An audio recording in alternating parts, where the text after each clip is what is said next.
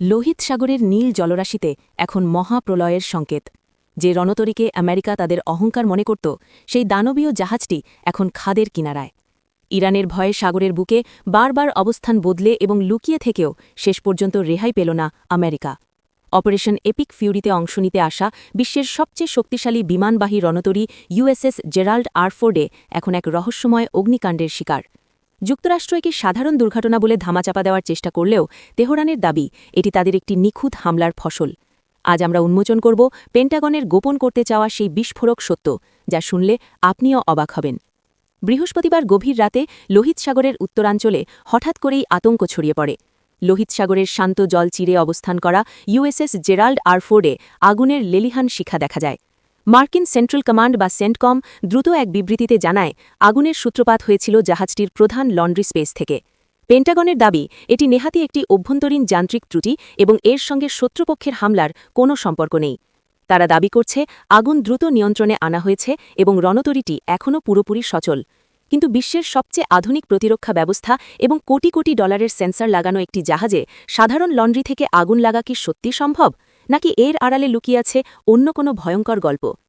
আমেরিকার এই দুর্ঘটনা তত্ত্বকে সরাসরি চ্যালেঞ্জ ছুড়ে দিয়েছে ইরানের শক্তিশালী বিপ্লবী বাহিনী IRGC। তেহরানের পক্ষ থেকে জানানো হয়েছে এটি কোনো সাধারণ অগ্নিকাণ্ড নয়, বরং এটি তাদের ড্রোন বা নিখুঁত মিসাইল হামলার ফল। ইরান অভিযোগ করেছে যে ওয়াশিংটন বিশ্ববাসীর সামনে নিজেদের দুর্বলতা লুকাতে মরিয়া হয়ে উঠেছে। তারা তাদের সামরিক ক্ষয়ক্ষতি এবং সৈন্য হতাহতের প্রকৃত তথ্য গোপন করছে। পেন্টাগন যেখানে মাত্র 2 জন নৌসেনা সামান্য আহতের কথা বলছে, সেখানে ইরানের গোয়েন্দা সূত্রের দাবি ক্ষয়ক্ষতির পরিমাণ আমেরিকার কল্পনার চেয়েও অনেক বেশি।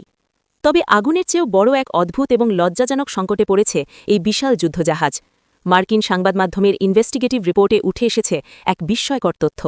রণতরীটির প্রায় 650টি টয়লেটের বর্জ্য অপসারণ ব্যবস্থা বা ভ্যাকিউম সিস্টেম পুরোপুরি অচল হয়ে পড়েছে।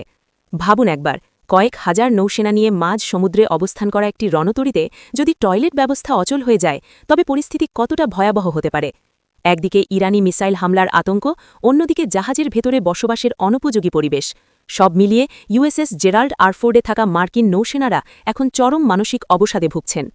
লোহিত সাগরের উত্তরাঞ্চলে বর্তমানে 3টি সহায়তাকারী যুদ্ধজাহাজ নিয়ে পাহারায় রয়েছে এই রণতরী।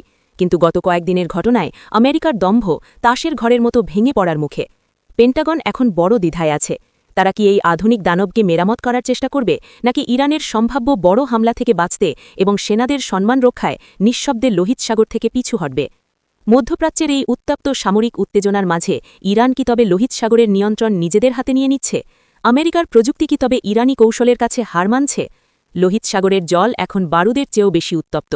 সময়ের ব্যবধানে হয়তো বেরিয়ে আসবে সেদিন আসলে ঠিক কী ঘটেছিল এবং কেন সুপার পাওয়ার আমেরিকা আজ সাগরের মাঝখানে এতটা অসহায়।